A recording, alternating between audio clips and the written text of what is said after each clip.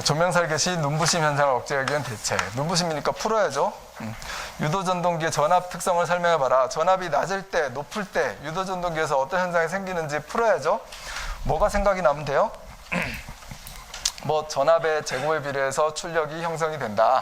전압에 비례해서 전류가 형성이 된다. 그런 거 기본적으로 우리가 알고 있는데, 또 더 중요한 거, 이 토크 곡선, 그 다음에 부하 곡선, 이 지점에서 운전이 된다.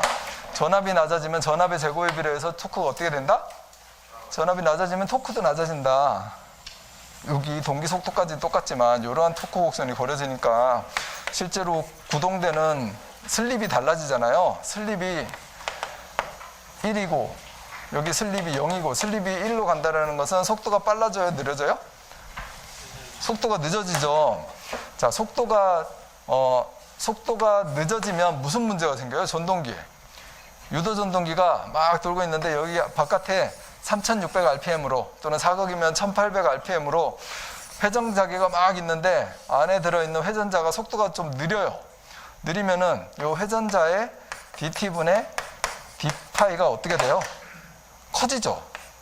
여기 예를 들어서 n극과 s극의 회전자기가 샥 돌고 있는데 안에 있는 게 안 돌아요. 안 돌면은 이게 커질 거 아닙니까? 그럼 여기 유기기전력 커지죠. n dt분의 dr. 유기기전력 커지면 여기 안에 단락환이잖아요. 전류는 증가하죠. 2차 측의 전류가 증가하면 1차 측의 전류도 증가하죠. 그럼 전류는 어떻게 되겠어요? 전류 증가하죠. 전압이 떨어졌는데 전압 떨어지면 출력도 작아지고 전류도 작아지겠지. 이렇게 생각하면 이제 전동기에 대해서 잘 이해를 못하고 계신 거예요. 그죠?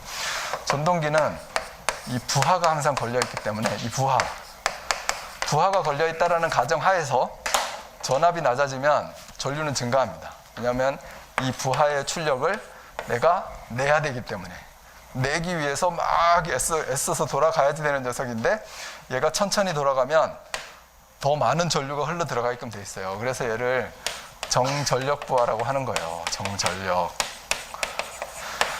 정전력 P를 유지해야 되기 때문에 전압이 낮아지면 전류가 증가할 수밖에 없는 상황이 되는 겁니다.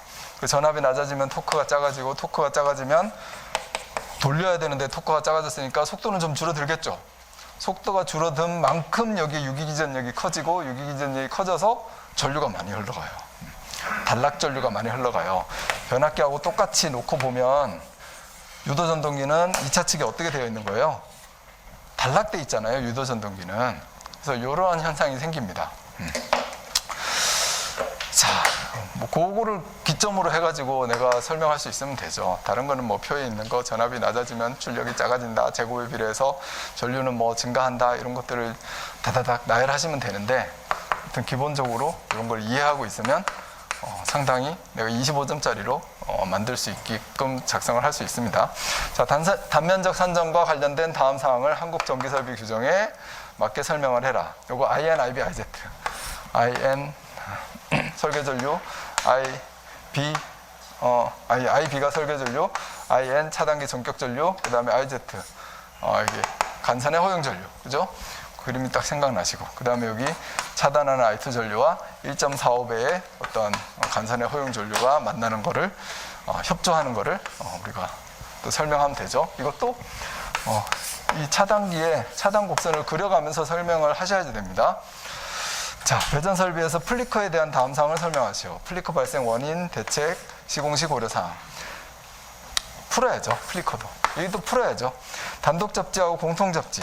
풀어야죠. 수변전 설비에서 피레기 선정 시 고려할 사항. 풀어야죠. 아이고, 이런 문제를 만나. 이 교시를 딱 보면 행복하기도 하지만 아쉽기도 하죠. 두 개를 띄워가지고 3교시하고 4교시로 가져갈 수 있으면 좋겠다, 이런 생각을 하게 될 테니까. 그래서 이 교시는 좋았습니다. 그죠? 내가 뭘 선택해야 될지 하는데 이럴 때 오류를 범할 수 있어요.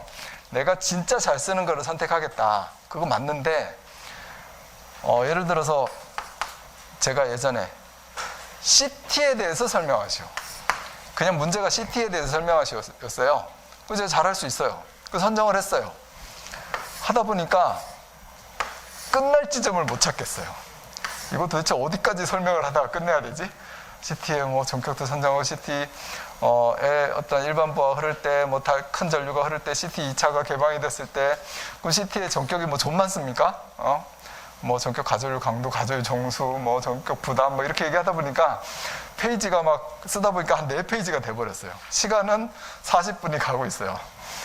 그러면 얘 때문에 다른 걸 망치게 됩니다. 그래서 오히려 그런 것보다 딱 한 3페이지 내에서 내가 딱딱 정갈하게 쓸 수 있는 걸로 찾으시는 게 좋아요. 다 잘 쓸 수 있을 때. 그런 게 훨씬 더 낫습니다. 그래서 뭐 여러분들 선택한다면 어떤 거 하시겠어요? 피레기 선정식 우려사항 딱 전격전압, 전격전류, 제한전압 딱 해가지고 단독 접지와 공통 접지 이것도 딱 비교가 되죠? 이런 것들은 내가 기술적으로 딱 거기 단독 접지했을 때 이 전위 상승에 대한 타 전기 설비의 전위 상승에 대한 문제, 공통 접지를 했을 때는 다 뜨긴 하지만 등전이화 시키는 거 이런 식으로 다 기술적으로 하면 많이 작성 안 해도 딱 포인트가 들어가기 때문에 점수를 잘 줍니다. 그런 것들로 내가 선정을 할 수 있어야 되겠죠. 이거 IB, IN, IZ 저는 이거 뭐 강력 추천하는데 여러분들은 어떻게 공부하셨는지 모르겠어요. 그리고 눈부심의 현상 대체 이거 가셔도 되고, 이 조명이냐 동력이냐 이 내가 자신 있는 게 있죠. 그래서 동력이 자신 있는 분은 동력하시고 조명이 자신 있는 분은 조명하시고 이렇게 해서 선정하시면 됩니다. 자, 조금 더 빠르게 가겠습니다. 자, 이해하는 거는 우리 이제 강의 시간에 하도록 하고요. 다시 본연으로 돌아갈게요. 그냥 문제 해설이고 빨리 끝내야 되고 포인트만 짚어준다. 이렇게 다시 마인드를 바꾸겠습니다.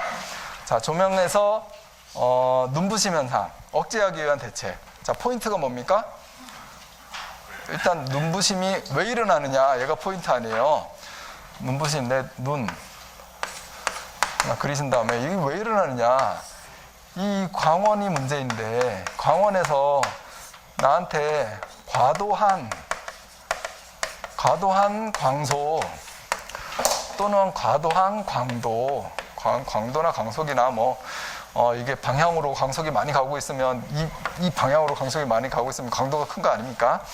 네, 또 이 광원의 과도한 휘도 이런 게 다 눈부심 아니에요, 그죠? 네, 그 다음에 이게 직시돼도 눈부심이고 반사가 돼도 눈부심이고, 그죠? 네. 아니면 내가 보려는 물체에 미가 좀 보여도 눈부심이고 내 초점을 안 맞춰도 빛의 손실이 발생하고, 내가 보려는 물체에 시각에 대한 손실, 시각이죠. 시각 손실을 발생하고 이런 게 이제 눈부심에 대한 문제예요. 대책도 여기서 나오면 되죠. 광원에 어떤 광원을 쓸 거냐, 광원 자체에서 일단 자체 휘도가 높지 않아야 된다는 겁니다. 내 시야에 내가 초점을 안 맞춰도 시야에 들어와 있으면 보려는 곳에 손실이, 눈의 시각의 손실을 일으켜요. 그러니까 자체 휘도도 줄여야 되겠죠.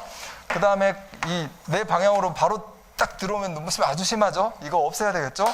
없애려면 어떻게 해야 돼요? 광원 자체로 할 수 없잖아요.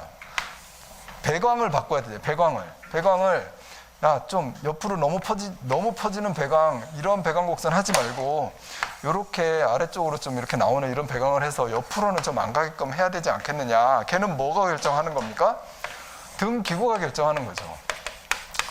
등기구의 배광 제어, 배광이 어디로 가게 할 건지 이런 것이 이제 결정하면 되는 거고, 그 다음에 또 나중에는 이제 루버 이런 것들을 써가지고 하면 되고, 요즘 이제 LED 많으니까 LED 자체 엄청 휘도가 높잖아요. 그래서 눈부심이 심하니까 확산판을 해가지고 저휘도형 LED 등기구를 써야지 되고, 이런 것들을 하면 되고요.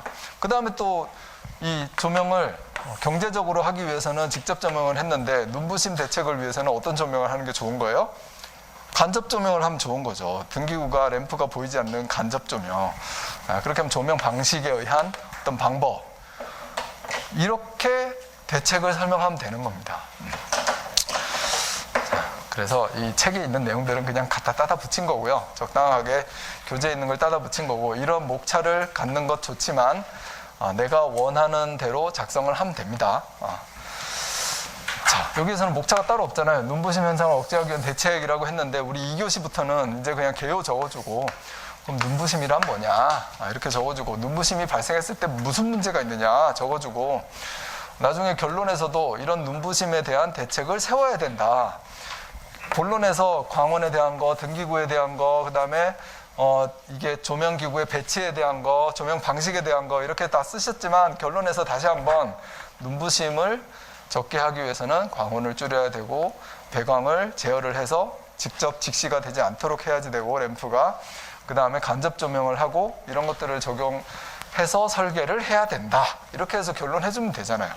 그래서 개요에 나온 거나 본론에 나온 거나 맺은 말에 나온 거나 그 맥락은 다시 반복해도 됩니다. 뭔가 새로운 거를 쓰려고 고민하지 마세요. 다시 그냥 내가 본론에 쓸 수 있는 내용을 개요에 던져주고요. 본론에서 목차 만들어서 쓰고 그 다음에 본론에서 다시 한번 정리하고 이렇게 하면 딱 순서가 되는 겁니다. 자, 그래 눈부심을 일으키는 원인 여러분들 한번 보시고 그 다음에 눈부심에 의한 빛의 손실도 발생할 수 있다. 그건 이 그림이죠. 나 이거 보려고 하는데 여기에 조명이 있으면 괜찮아. 근데 조명이 이렇게 들어와 있으면 시선에 들어오게 돼서 시선에 이 밝은 것이 시선으로 들어오면 내가 보려는 물체를 제대로 못 본대요. 이 시각이 떨어진대요. 그거 왜 그런 거예요? 그냥 원리적으로 생각해 보면 왜 그런 거예요? 원리적으로 생각해 보면 수능을 생각하시면 돼요. 눈의 감광도. 이 밝은 곳에서 내 눈의 감광도가 떨어지죠. 내 눈의 감광도가 떨어져 있을 때 여기 저도 200룩스인 장소에서 물체를 보는 거고 내 감광도가 엄청나게 좋아졌을 때 이때는 암수능 됐을 때잖아요. 깜깜하게 어두운 데 있다가 저기 200룩스인데 탁 가서 보면은 막 눈부실 정도로 저기가 빛날 수도 있잖아요. 그러니까 훨씬 더 내 시각이 좋아지는 거죠. 그런 게 영향을 미치는 겁니다. 그러면 이 그림을 보고 그냥 그림 그려놓고 막 쓰는 게 아니라 대책으로는 이 들어오지 시야에 없애야 되겠다. 시야는 우리 30도 정도 공부를 했었는데 이거에 벗어나는 높이에 들어가야 되겠다. 그런 것들도 생각하면 되겠죠. 높이 달수록 눈부심은 줄어들게 되는 거죠. 빛의 영향에서. 자, 종류에는 간불직반이 있었고 눈부심 억제 대책, 조명 기구에 의해서, 조명 방식에 의해서, 광원 자체에 의해서. 자, 이건 책에 있는 대로 그냥 쭉 나열을 했습니다. 제가 그냥 보시고요. 예전에 이제 형광등으로 많이 할 때는 대책을 써주면은 실무하고도 잘 연관이 됐었는데 요즘은 다 LED다 보니까 이제 이거 루버를 쓰면은 혹시 지금은 루버를 안 쓰는데 뭐 이런 고민이 들 때가 있긴 해요, 사실. 근데 그냥 우리 써줘야 됩니다, 아직은. 그리고 저는 LED 이 확산판이 설치가 돼 있지만 눈부시지 않기 위해서 설치를 했지만 그래도 얘가 상당히 광환경에서 그렇게 좋지는 않거든요. 그래서 저기에도 뭔가 얘가 이제 인텔리전트 빌딩이다. 혹시 그러면 여기 사무 환경이다. 그러면 여기에도 어떻게 좀 이 루버를 설치를 해가지고 저 자체가 안 보이면 얼마나 더 좋을까. 아래로는 빛이 잘 나오고 내가 이렇게 봤을 때는 얘가 잘 안 보이고 이러면 좋지 않을까? 왜 아무도 개발 안 하지? 이런 생각이 전 들거든요. 내가 등기부 회사 사장이라면 한번 연구해 볼 필요가 있다. 그렇게 해서 뭔가 좀 괜찮게 해가지고 판매를 하면 되니까. 왜냐하면 여러분들 혹시 괜찮으신가요? 사무실에서 일반 PC 볼 때는 각도가 이렇게 하니까 상이 안 들어올 수 있는데 노트북 같은 거 해가지고 이렇게 살짝만 꺾으면 이것 때문에 안 보이거든요. 이게 이제 이게 VDT 화면에 비치는 문제잖아요. 그런 것들도 여기 써주시면 됩니다. 인텔리전트 빌딩에 조명 설계할 때도 당연히 넣어주시면 되고. 자, 내용은 읽지 않고 넘어갈게요. 조명 방식에 의해서 할 수 있고요. 광원에 의해서 희도가 낮은 광원을 선택하는 것이 눈부심에는 좋다. 그리고 이런 건축화 조명, 간접 조명을 적용을 한다. 그 다음 VDT 환경에서 여기 눈에 반사가 되는 부분이 있죠. 이거는 우리 공부하니까 여기에서 여기 수직각 60도에서 벗어나는 그거보다 더 큰 부분에 등 기구가 설치가 되면 얘는 배광이 이렇게 옆으로 안 가게끔 아래로 와가지고 이렇게 눈부심을 일으키지 않는 방향으로 광속이 뻗어나가게끔 그 광도가 형성되게끔 해야지 된다. 자, 그래서 잘 적절하게 조절을 하시면 됩니다. 편안하고 안락한 시각 환경이 되도록. 2번 유도 전동기의 전압 특성. 단자 전압이 전격 전압보다 낮은 경우. 아까 설명한 거 또 설명해야 되네. 자, 뭐 앞에서 제가 설명드렸잖아요. 전격 전압보다 낮은 경우 발생하는 현상. 여기 안 그려져 있어요. 토크 곡선을 반드시 그리고 설명을 하면 된다. 이렇게. 토크 곡선을 그리고 설명을 하되 여기다가 토크가 전압의 제곱에 비례해서 줄어든다는 거예요. 제곱에 비례해서 비율적으로 된다는 거. 여기에는 기동 토크라고 해놨는데 실제로 부하의 운전 토크가 이렇게 토크 곡선이 변하는 거예요. 당연히 기동도 변하죠. 기동이 변하고 그 다음에 운전되는 곳에 운전점의 토크도 조금 약간 변하고요. 그러니까 이 슬립이 커져서 속도가 줄어들고 그 다음에 전류는 증가하고 전류는 증가하는 여기서는 이제 기동 전류가 돼버리니까 사실 전류가 이렇게 어떻게 형성된다고 그려볼까요? 적당하게 전류가 이렇게 있다라고 하면 운전점에서의 요 전류고 토크가 작아지면 요 지점에서 운전이 되거든요. 그 지점에서 요 전류가 되는 거예요. 전류가 요만큼 상승한 거잖아요. 그거를 여기에서 표현하실 수 있으면 됩니다. 야, 전압이 낮으면은 전압이 높을 때는 기동 전류가 이렇게 되고 전압이 낮으면 기동 전류가 또 전압에 비례해서 쭉 줄어드니까 전류가 줄어드는 거 아니냐. 그건 그냥 기동 전류인 거고 얘는 지금 여기서는 지금 기동 시에 나타내는 게 아니에요. 그죠? 운전되는데 전압이 낮은 상태에서 운전이 됐을 때. 그리고 그림도 변압기를 그리시고 여기에 전동기가 있는데 얘가 운전되는데 이 전압 자체가 줄어들었을 때 델타 V만큼 줄어들어가지고 운전이 될 때 어떠한 문제가 있느냐 이거 보라는 거잖아요. 그래서 항상 부하를 같이 생각해서 보는 거죠. 이 부하 곡선하고. 자, 전압이 확 줄어들어가지고 부하가 특히 이런 팬이나 펌프 부하가 아니라 권상기 같은 이만큼의 부하가 그냥 딱 걸려있는 부하다. 그러면은 전압이 떨어지면 얘가 어떻게 돼요? 아예 그냥 돌아가지를 않는 상황이 될 수도 있죠. 토크가 작아져서. 그런 것들도 여기 토크 곡선으로 표현할 수도 있고요. 내가 말로 써줄 수도 있는 겁니다. 자, 이 계통은 왜 그리냐면 이 계통에 대해서는 대책을 우리 세워야 돼요. 저기 대책도 설명하라고 그랬잖아요. 나타나는 현상을 쭉 나열하시고 대책을 우리가 세워주면 되는 거죠. 그럼 대책은 델타 V가 안 생기게끔 해야죠. 전압이 다운이 안 되게끔 해야지. 뭐 다른 대책이 있겠어요. 전압 강화가 덜 생기게끔 하는 거. 이제 뭐 임피던스를, 변압기 임피던스를 줄인다, 단락 용량을 크게 한다. 뭐 그런 대책들 우리가 세워줄 수 있는 거죠. 아니면 여기 필요한 무효 전력만큼 여기 무효 전력을 보상을 한다. 그러면 이 모선의 전압 강화 줄일 수 있으니까 그런 거를 우리가 표현해 주시면 됩니다. 제가 어제 보면서 이 곡선을 넣어서 제가 작성을 했으면 더 좋았을 텐데 급하게 작성하는 바람에 좀 하나 키포인트를 하나 빼먹었다라는 생각을 좀 했어요. 자, 아무튼 우리가 알아야 되는 거. 이 기동 토크든 그냥 토크든 전압의 제곱에 비례한다. 그 다음에 기동 전류는 이렇게 전압에 그대로 비례하지만 실제로 아까 운전 전류는 여기에서 운전 전류는 부하가 걸려있는 상태로 얘가 돌아가야지 되기 때문에 그때 회전자의 회전 속도가 느려지면 운전 전류가 증가된 지점에서 운전이 된다. 요게 이제 우리가 작성해줘야 될 내용입니다. 사실 여기에서는 기동 전류, 기동 토크 이런 말을 넣을 필요는 없어요. 그냥 여기에서는 토크가 전압의 제곱에 비례한다. 요게 더 좋겠습니다. 슬립은 전압에 반비례한다. 슬립은 전압의 제곱에 반비례한다. 이렇게. 자, 그래서 전압이 10% 높아졌을 때하고 낮아졌을 때인데요. 동기 속도는 원래 이제 P분의 120F니까 얘는 변화 없는 거고 주파수가 변하지 않으면 여기 무부하 전류는 부하가 걸리지 않았을 때예요. 그럴 때는 큰 변화가 없지만 부하가 걸리면은 이런 전격 전류는 이거 부하가 걸렸을 때 전격 출력이 걸렸을 때거든요. 이게 전류가 증가합니다. 그죠? 기동 전류는 줄어들었고 그 다음에 최대 출력 제곱에 비례해서 낮아졌죠. 회전력, 기동 회전력 마찬가지. 효율, 역률 비슷하고 슬립은 이제 속도죠. 슬립이 증가하면 속도는 줄어든 거죠. 속도는 줄어든다. 온도 상승된다. 이런 것들을 우리가 써주실 수 있으면 됩니다. 현상에 대해서는. 그럼 대책은 전압 강화 대책으로 저는 봤어요. 그래서 변압기가 있으면 변압기 임피던스를 작게 하고요. 용량을 크게 하거나 그렇게 하고 그 다음에 탭이 있으면 탭 전압을 조정을 해가지고 운전이 이게 토크를 내는데 문제없는 전격 전압을 유지하게끔 우리가 만들어 주고요.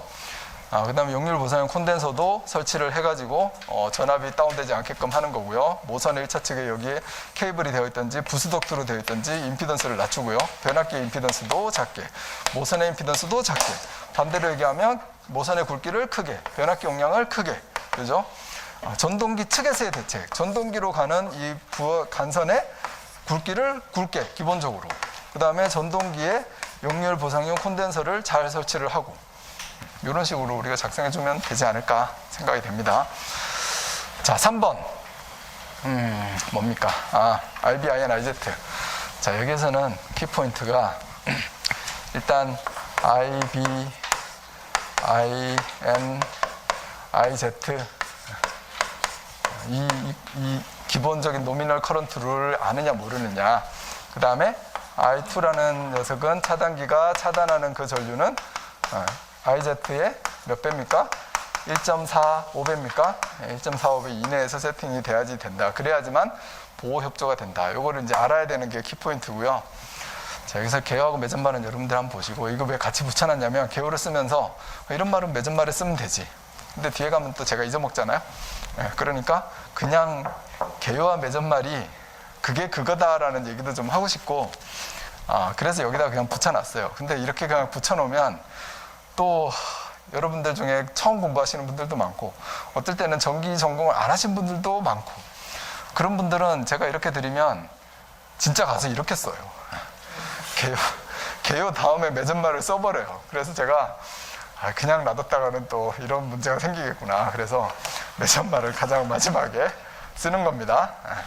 근데 제가 드릴 말씀은 본론에 키포인트가 있으면 그걸 가지고 개요를 쓰고요. 뭐 이런 거면은 단면적 케이블 굵기를 선정을 할 때 지금 포인트를 단면적에다 맞추는 거잖아요. 케이블 굵기를 선정할 때 설계 전류와 차단기의 전격 전류까지 고려해서 선정해야 된다. 결론에 써도 되고, 여기 검토해야 된다. 뭐 그런 얘기들을 개요에 써도 됩니다. 그럼 뭐 그렇게 해가지고 가면 되죠. 근데 포인트는 이제 가장 중요한 것이 이 IB, IN, IZ를 우리 더 같거나 크게 해야 된다라는 어떤 기준, 노미널 커런트를, 그 다음에 트리핑 커런트 룰에 대해서 우리 보면 되고요. 그러면 노미널 커런트 룰이든 트리핑 커런트 룰이든 여기 설계 전류가 뭔데? 설계 전류는 얘가 차단기가 있고, 그 다음에 전선의 굵기가 있고, 그 다음에 부하가 있는 이런 상황에서 이게 설계 전류 I를 구할 거 아닙니까? 이 IB 부하 용량의 전압 또는 루트 3의 전압 335로 하면은 이렇게 해서 설계된 게 설계 전류고, 이 설계 전류가 있으면 차단기 전격 전류는 이거보다 같거나 크게 하라는 거잖아요. 어쨌든 전격을 선정을 해야지 되니까 약간의 여유를 줘도 됩니다. 나중에 부하가 증설될 수도 있잖아요. 간선이라고 하면 약간의 여유를, 여기는 이제 기준에는 같거나 크게 하는 건데 좀 크게 해줘야죠. 살짝은 여유를 줘서 하는 게 좋겠죠, 실무적으로. 그래서 10%나 20% 여유를 둬서 계산을 해서 그거에 대한 또 전격, 여기 계산을 했더니 뭐 한 59A가 나왔다. 내가 10% 여유를 줬다. 그럼 몇 A입니까? 64.9입니까? 64.9가 나왔다. 그러면 예를 들어서 75A 트립짜리가 있으니 75A 트립을 선정하면 되겠다.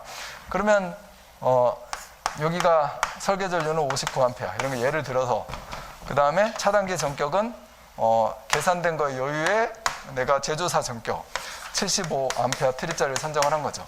그러면 75A 트립짜리를 선정을 하면 차단기의 이 차단 곡선이 어떻게 세팅이 돼요? 75A에서 안 떨어지잖아요. 75A보다 10% 증가하면 MCCB가 떨어질까요? 안 떨어질까요? 안 떨어지죠. 그 정도 가부하에서는 안 떨어지게끔 해놨거든요. 안 떨어지는데 케이블의 굵기를 75A만 견디게끔 하면은 또 약간 문제는 있을 수 있잖아요. 그러니까 일단은 차단기가 안 떨어져요. 그럼 차단기는 한 1.3배나 1.45배 정도 여유를 두고 떨어뜨리게끔 만들어 놨거든요. 그것도 기준에 나와 있잖아요.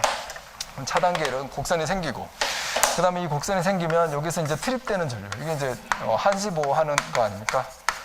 한시보호. 한시보호를 하는 이런 트립 전류가 형성이 되고, 그리고 내가 이제 이 굵기가 허용 전류가 견딜 수 있는 거, 그러면 허용 전류는 75A보다 더 큰 거를 선정을 하면, 케이블의 허용 전류를 75A보다 더 큰 거를 선정하면 케이블이 실제 견딜 수 있는 이 한계 곡선은 이렇게 그려진다는 겁니다.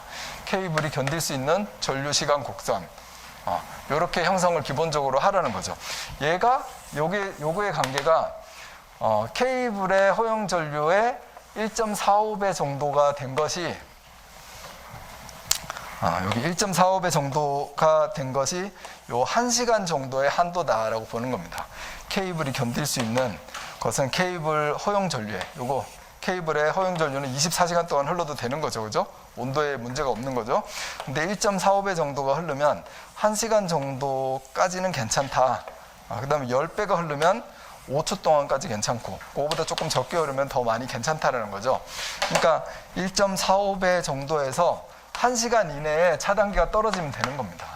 그러니까 차단기 전격의 1.45배 전류에서 여기 1시간 정도 됐을 때 차단기가 떨어지게끔 먼저 1시간 이내에 떨어지게끔 하면 되는 거죠. 그러면 상호 보호 협조 관계가 제대로 이루어지고 있다.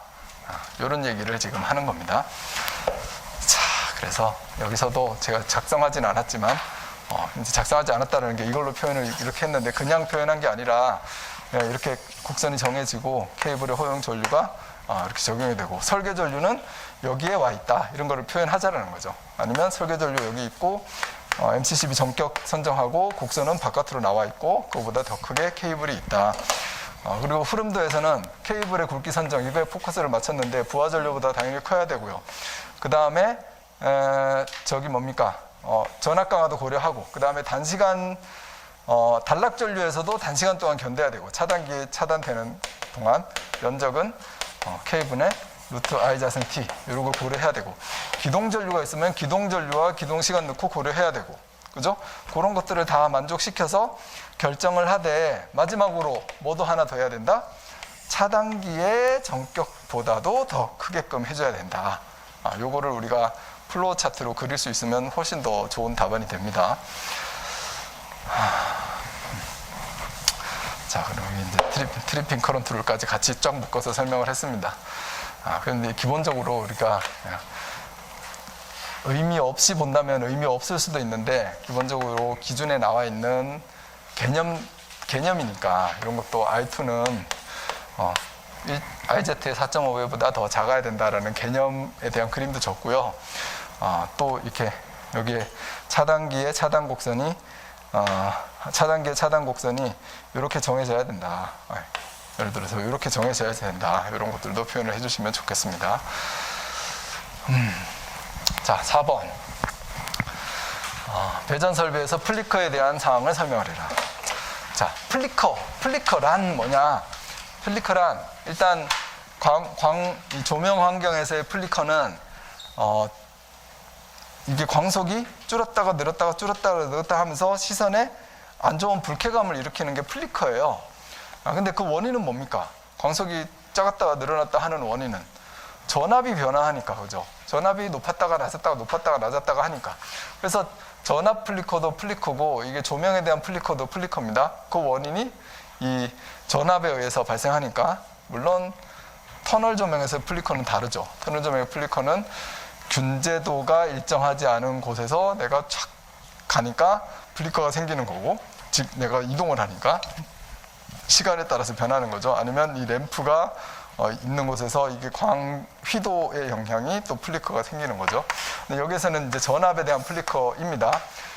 발생 원인은 전압이 순간적으로 다운이 되니까 우리가 이렇게 쭉 가야 되는데, 다운됐다가 다시 상승했다가, 다운됐다가 상승했다가, 언제 생깁니까? 얘는 다운됐다가 상승했다가 다운됐다가 상승했다가 하는 거는 언제 생길 수 있어요?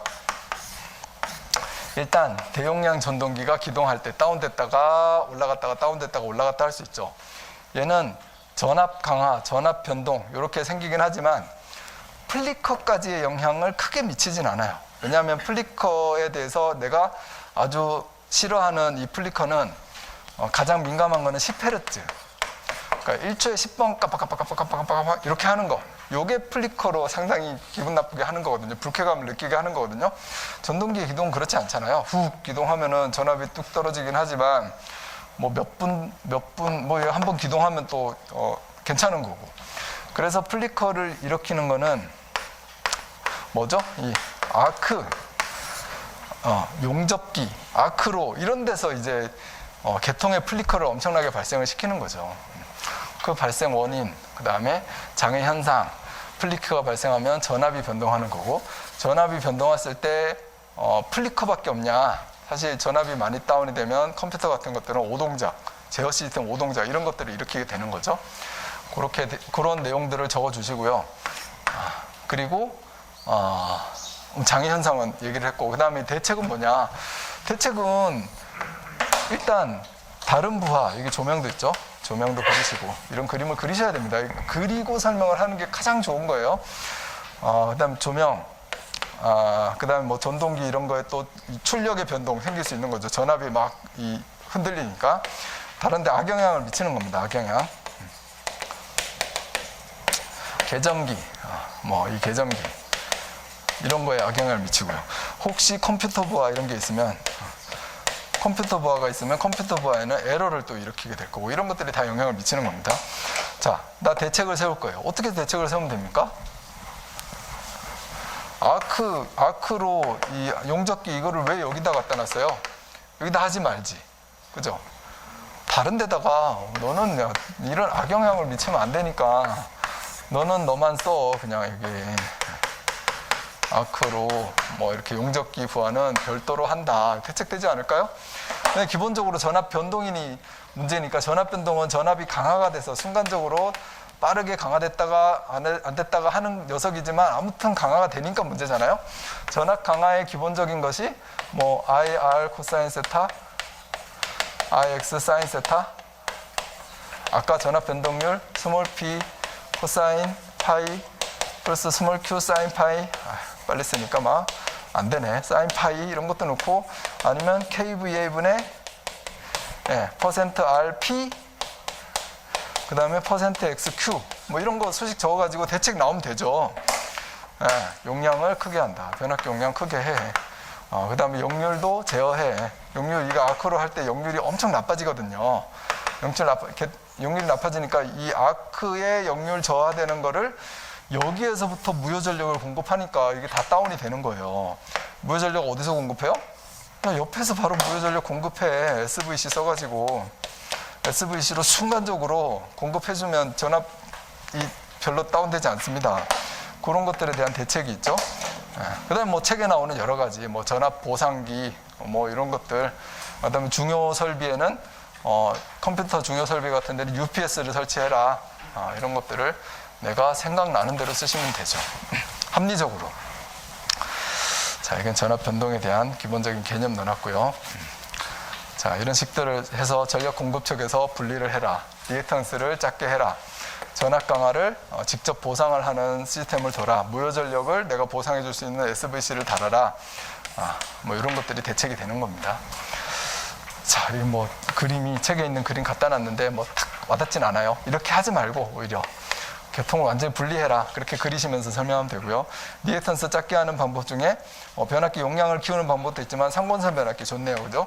상권선 변압기를 설치해서 아크 부하를 이쪽에다 달고 일반 부하를 여기다 달면 아크 부하는 전압 강화가 일어나지만 아크 때문에 일반 부하로 가는 전압 강화는 발생하지 않게 할 수 있다. 라는 거잖아요. 방법이 뭡니까? 요 1차 권선을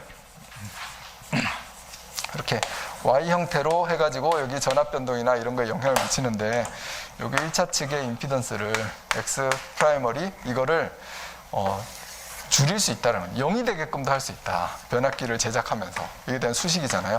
원래 1차, 2차, 2차, 3차, 1차, 3차, 1차, 2차, 2차, 3차 이렇게 임피던스가 주어지는데, 얘를 계산하면 2분의 1, 2, 뭐 1차 측을 한다 그러면 2분의 1, 2 플러스 1, 3에 제일 끝에 거 2, 3은 빼기 해주는 거죠. 그렇게 해서 만들면 여기 1 플러스 1 마이너스 2 이렇게 하면 제로가 되게끔도 만들 수 있는 거거든요. 여기가 제로가 되면 여기서 아무리 이게 전압 변동이 일어나는 걸 써도 여기 임피던스가 제로인데 뭐, 그렇죠? I 곱하기 0 요만큼 전압 강화가 안 생긴다는 거예요. 그러면 이쪽으로 가는 거는 문제가 없다. 상권선 변압기죠. 전압 강화 보상 장치. 자, 일반 부하와 이런 전압 변동을 일으키는 마크로 같은 거를 썼을 때는 여기에서 전압 강화가 일어나니까 여기에 어떤 이 변압기 결선을 통해서 전류가 흐르게끔 하고요. 여기 역으로 꺾어놨죠. 여기서는 전압 강화, 이런 전압 강화의 벡터도가 생겼다면 여기에서는 어떤 벡터도가 생기는 거예요. 이렇게 똑같은 벡터가 권선에 가해지면 이 전압을 상승시키는 효과를 내는 거죠. 그렇게도 어떤 직렬 변압기 권선에 의해서 내가 전압을 보상할 수 있는 장치가 있는 겁니다. 네, SVC 다는 거 중요하죠. 네, 뭐 아프와 가프와 리액터 설치하고 그러는 것도 이게 전압을 갑자기 떨어뜨려 가지고 이게 전류가 용접봉에 들어가는 전류를 확 줄이는 그런 장치입니다. 자, 네, 네, 숨이 차네요. 네. 이렇게 시험장에 가서도 숨차게 적으시면 됩니다. 숨차게. 그러기 위해서 이제 열심히 공부하면 되는 거고요. 자, 기왕 5번이니까 5번, 6번까지 끝내고 10분 쉬도록 하겠습니다. 자, 단독 접지, 공통 접지. 자, 단독 접지에 대해서 내가 설명을 할 때 좋은 점은? 단독 접지의 좋은 점은 뭐죠? 여기에 지락이 생겨가지고 지락 전류가 흘렀어요. 그럼 여기 I하고 여기 저항 RG가 있잖아요. I 곱하기 RG만큼 전압이 상승을 하죠. 전압이 여기 빡 올라가요. 그리고 대지로 이렇게 전류가 뻗어나가는 곳으로 전압이 이렇게 상승하는 곡선을 그리죠. 근데 이게 뭐랄까 따로 떨어져 있어서 여기에 전압이 여기가 거의 0V다. 이러면 여기 다른 기기에 전혀 영향을 미치지 않고 좋다. 접지의 특성은 그대로 다 유지를 하면서 좋다. 그런데 문제는 이게 아무런 영향을 미치지 않게 하려면 엄청나게 멀리 이격을 해야 된다. 여기에 뜨는 전압을 어떻게 계산합니까? 2파이 R분의 로. 그때 이 R이 뭐예요? 이격 거리. 그러면 2파이 S분의 로 이렇게 해야 됩니다. 이격 거리. 요만큼의 여기 방구형일 때 뭐 여기 전압 그런 거 계산하는 방법이잖아요. 그리고 멀리 떨어져 있는 만큼. 그러면 이 거리가 상당히 멀리 떨어져야지 여기 영향을 미치지 않는다라는 거죠. 그래서 영향을 미치는 간섭이 생기게 된다. 그렇지 않으면 좋은데 간섭이 생기게 되니까 기왕에 간섭이 생길 거면 간섭에 의해서 나쁜 영향을 미치니까 이 그냥 공통으로 하자. 그래서 공통으로 해가지고 하면은 같이 다 상승해요. 그럼 같이 다 상승하면 안 좋은 거 아니냐 이럴 수도 있죠. 근데 같이 다 상승하게끔 해놓고 우리가 대책을 세울 수가 있는 거예요. 같이 상승했을 때 대책은 다른 것도 모두 다 등전이화 시키자. 등전이화 시키면 그때 어떤 보폭전압, 저촉전압 이런 거에 대한 안전을 우리가 유지를 할 수가 있고요. 그 다음에 N상의 전압이 올라갔을 때 같이 다 올라가고 나머지 상들도 같이 딱 상승을 하면은 개통전압도 전위 상승에 영향을 받지 않는다. 그런 개념으로 우리가 등전이를 시킨 거죠. 그게 무슨 접지다? 공통접지다. 이렇게 해서 개념을 가지고 설명해 주시면 됩니다. 그러면 기본적으로 이제 경제성, 신뢰성 이런 거를 한번 따져보자는 거죠. 내가 접지 저항을 예를 들어서 지금은 접지 저항 기준은 없어졌지만 안전하게 하려고 하니까 접지 저항을 예를 들어서 한 3옴으로 좀 낮춰줘야지 되는 현재 상황이거든. 그래야지 이 지락 전류와 합쳐져서 전위 상승이 크지 않다. 그랬을 때 단독 접지로 하려면 3옴을 만들기 위해서 봉을 막 박아가지고 이렇게 병렬 연결해야 될 거 아닙니까? 그죠? 여기에도 또 막 박아가지고 또 병렬 연결하고 이래야 되는데 공통 접지로 하면 어차피 여기 접지 할 때 많아요. 그리고 메시망으로 쫙 해놨어요. 그 공통으로 연결하면 이거 다 같이 쓸 거니까 3옴으로 낮추기가 뭐가 쉬운 거예요? 공통이 쉽잖아요. 그 접지 저항을 낮추기가 쉽다. 그 다음에 접지의 신뢰성. 여기 접지 극을 넓게 해가지고 같이 공통으로 했지만 이 접지 극 자체의 신뢰성, 접지장이 올라가고 내려가고 하는 그런 것들에 대한 문제도 적다. 그죠? 기본적으로 접지 저항을 더 많이 낮출 수가 있죠. 공통 접지로 하면 더 많이 낮출 수 있으니까 지락 전류가 흘렀을 때 뜨는 전위 상승이 더 작죠. 이렇게 해가지고 훨씬 더 작은 전위 상승을 갖게 된다. 전위 경도도 더 작다. 전위 경도가 작으면은 여기 안에 사람이 있을 때 여기 두 다리에 걸리는 보폭 전압, 그 다음에 뭐 만졌을 때 구조물을 만졌을 때 발생하는 접촉 전압, 이런 거 다 적게 할 수 있죠. 더 안전해지게 된다. 돈은 뭐가 많이 드느냐? 그냥 딱 보면 공통 접지가 더 많이 든다라고 생각하겠지만 개별 접지하는 이 접지극이 많으면 많을수록 오히려 공통 접지하는 게 경제성이 나온다. 이런 개념으로 우리가 작성을 해주시면 되는 겁니다. 이해도 하고 책에 다 있는 내용 제가 설명한 거니까. 자, 전이 간섭 이런 게 발생한다라는 거죠.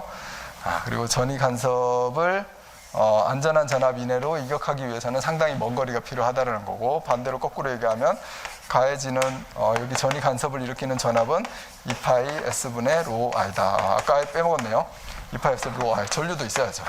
그래야지 전압이 되니까. 이렇게 해서 우리가 이런 공식들은 암기하고 있다가 써먹어야지 된다는 겁니다. 요 공식 써먹을 때 엄청나게 많거든요. 접지에서는. 자, 다음 비교도 하면 되죠. 감소 추세, 증사 추세, 공통이 증가, 신뢰도 높다, 전이 상승, 크지 않다, 타격에 미치는 영향. 일단은 영향은 전체적으로 좀 적죠. 그 다음에 같이 상승하고 등전을 여시키면 되니까 설치 비용 많다라고 할 수도 있지만 종류가 많을 경우에는 줄일 수 있다. 접지장 확보하기도 쉽다. 공통 접지의 특징, 뭐 장점, 접지장 낮고 신뢰도 좋고 오히려 경제적이 될 수 있고, 구조체하고 접지하면 공통 접지할 때 구조체 철근에다가 다 연결도 해놓고 이 옆에서 막 철근으로 다 이렇게 접지해버리면 또 이게 상당히 좋은 접지 시스템이 되는 거죠. 자, 그래서 공통 접지고요. 맺은 말에는 기준에 대한 걸 좀 넣어놨습니다. 공통 접지, 우리 통합 접지 할 수 있다라고 해놨잖아요. 공통 접지도 할 수 있고요. 공통 접지 할 때는 위험 전압이 이제 전이 상승이 다 영향을 미치니까 이 전이 상승에 대해서 스트레스 전압이 발생할 수 있거든요. 저압기기에 스트레스 전압이 발생할 수 있는데, 요거는 TN, TT, IT 방식에 따라서 스트레스 전압이 있기도 하고 없기도 하고 그렇습니다. 하지만 있게 되는 경우에 네가 쓰는 전압에다가 플러스 250V 저압 기준입니다. 여기 그러니까 뭐 220이 되겠죠. 220에서 플러스 1200V까지 상승 한도를 두고 해야 된다. 이 지락시에 지락 전류가 흐를 때 전이 상승이 이만큼 생기면 안 된다. 그러면 5초 이하의 지락이 차단되는 곳에는 빠르게 차단하니까 1200V까지 생겨도 기기의 스트레스에 견딜 수 있다는 거고요. 기기가 여기 5초 이상인 경우에는 250V 증가하는 거에 대해서만 견딜 수 있으니까 저 이상이 되지 않도록 우리가 고려를 해야지 된다는 겁니다. 이거는 기기에 대한 스트레스 전압이죠. 인체 안전은 별도로 또 검토를 해야지 됩니다. 인체 안전은 빠르게 차단하는 방식으로 하거나 전압이 작게 걸리게끔 하거나 하는 방식으로 가면 되는 거죠. 자, 6번 이것이 마지막 문제입니다. 피레기 선정 시 고려할 사항. 자, 전기 품질 플리커에 대해서 아니야, 피레기 이건 뭐지? 오씨, 이거 어제 제가 다 봤는데 이상하네. 역시 아무리 봐도 네, 여기 기본 교재 전기 품질이 아니라 기본 교재에 피레기에 나와 있는 거죠. 피레기하고 절연 협조, 거기에 첫 번째 피레기 전격 선정에 대한 게 쭉 나옵니다. 선정 시 고려할 사항. 자, 또 그림 그려야죠. 피레기. 이 녀석이 피레기고 왜 설치했냐? 피보호기기를 서지로부터